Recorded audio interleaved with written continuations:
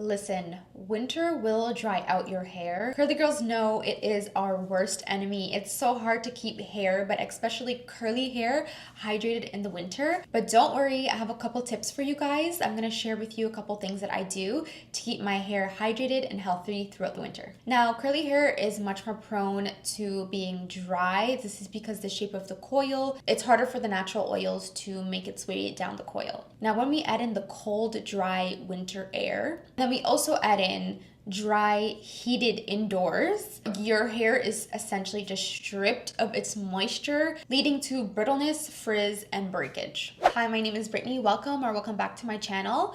I do a lot of videos on curly hair, lifestyle routines, a little bit of everything. I would love if you check out my channel and see if it's a fit for you and subscribe. Now let's get into our number one tip, humidifier. So the thing with winter and indoors during the winter a lot of the times is the air is dry. Humidity levels non-existent. And this is something that I realized maybe about a year or two ago. Whenever outside started to get cooler and I started turning on my indoor heating, my apartment would get really dry. The biggest sign for me at the time, I would get really irritated, very dry eyes. And it was when I was looking for a solution for that, I realized a humidifier is really important to add that humidity back into the air. So when I don't have my humidifier on, my humidity levels in my apartment is 20%, but it is generally recommended that indoor humidity be anywhere between 30 and 50%. So I always set my humidifier to right at the midpoint at 40%, and that makes a world of a difference. Not only is it good for your hair to keep it moisturized and keep it hydrated and the air not drawing out the moisture, it's also great for your skin. If you have dry eyes like me, it makes everything better. If you've never thought about a humidifier, this might be your sign. Your curls will thank you. Tip number two, this might sound a little counterintuitive to some people, but you might want to increase the frequency of your wash days. Wash days typically happen every week for people with curly hair. I feel like for me, that's good in the summertime because, humidity is helping your girl out, okay? But in the wintertime, I actually increase my wash days every 5 days. Now hear me out. The reason why you'll want to increase your wash days is because the whole shampoo, conditioner process and water, key thing here, water, adding water back into your hair is really how you hydrate the hair from the inside out. Moisturizers, oils, all of that, those are for sealing the moisture. But if you really want to hydrate your hair, and it's in the word hydrate, hydra, water, you really have to do the wash day process.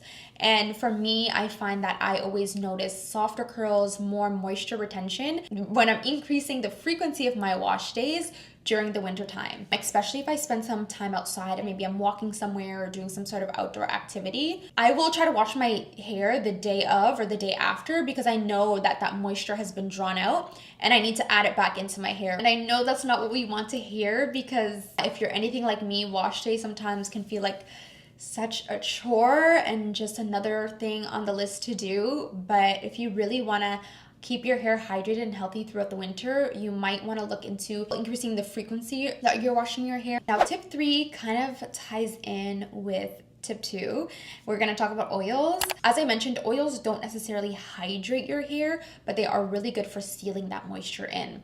Now, I personally find that thicker oils or raw oils are a bit too heavy for my hair. For example, raw shea butter or even coconut oil. I like to go with a lighter oil. So how I like to apply my oil is I will do my regular wash day routine, and then the day after, like the first day after I sleep with my hair for one night, I add that oil in while I'm kind of like breaking up and separating my curls just to keep another layer. Even when I'm going outside, you want a little bit of oil to help, protect the hair while we're outside in the cold weather. The one that I've been using currently, this is the Day Prickly Pear Hair Oil. I find this one to be thicker than some of the other ones I see out in the market, I guess, which I kind of like. I feel like for the wintertime, it's good. So it's kind of thicker, but still not too thick. And it has like a really nice fruity smell.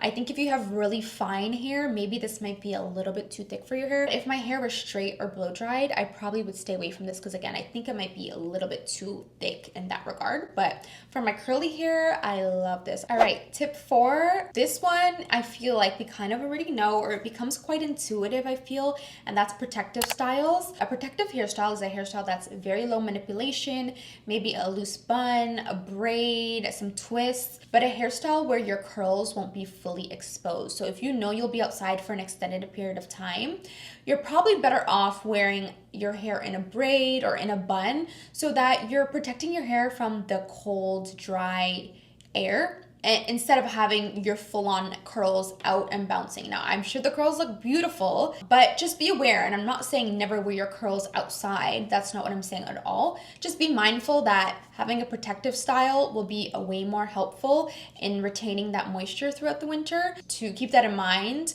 and implement that every now and then. But I mean, there are times when I'm going out and I want to wear my hair curly, or like, you know, it's a cute little look to wear a little beanie with the curls out. Just be mindful that when your hair is not in a protective style, it's way more prone to being dry, the moisture pulled out. And so like I said, you'll definitely want to make sure you add in a wash day soon after you're outside with your curls fully exposed. All right, tip number 5, we are getting into hair masks. We definitely want to be making sure we're repairing any damage, or we're hydrating as much as we need to with a hydrating mask. I'm actually going to ask you guys this because I don't have a hydrating mask that I've purchased yet. I was making this video and the mask that I'm going to be talking about is more of a repair mask, but I realized, you know what? I probably would be better off with a hair repair mask and a hydrating mask. You know, we want to beat that cold. We got to double down. So I honestly was kind of looking around. I'm still not sure, but I really wanted to ask you guys, if you have a hydrating mask that you absolutely love, please let me know. Drop a comment so I can check out your recommendations and get myself a hydrating mask for this winter. But let's get into the hair mask that I was thinking about for this video. I was thinking more of like repairing damage, kind of just making sure our hair is at optimal health so it has a better chance at surviving in the winter weather and the dry weather and the indoor dry heat. The mask that I use all the time is the K18 hair repair mask. That's been my go-to for the past year and a half, 2 years. I love that mask a lot. There is a bit of a learning curve I feel with it, but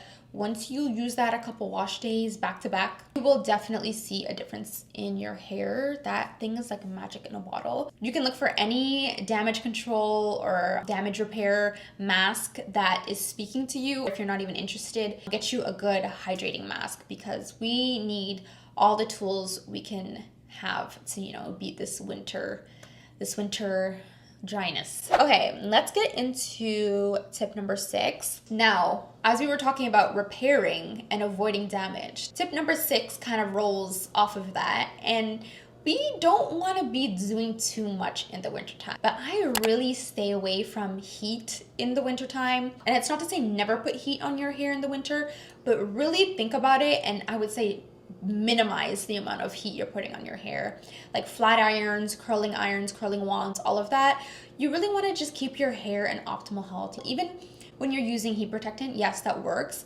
But if you're repeatedly putting heat on your hair back to back, especially in the wintertime, it just could cause problems, and it could lead to more dryness, of course. But if you continuously use the heat, you are more likely and more prone to have more permanent damage, or maybe not permanent, but damage, and you just want to avoid that in the wintertime. I really think that's a really big one. If your goal is to have more hydrated curls, more moisture retention in the wintertime, I would definitely say take a break from the heat and maybe get back into it in the summer months when our curls aren't so vulnerable, you know? And some alternatives to adding heat on your hair, you know, maybe do some heatless curls, diffuse only. You don't want to do blowouts, but definitely try to stay away from those hot tools. But that's a wrap for today's video, guys. Thank you so much for watching. Don't forget to like, share, and subscribe if this video was helpful. I hope some of these tips helped. I feel like the humidifier is not a tip that I see mentioned a lot, especially in the context of hair care. So I hope that maybe that was helpful for someone.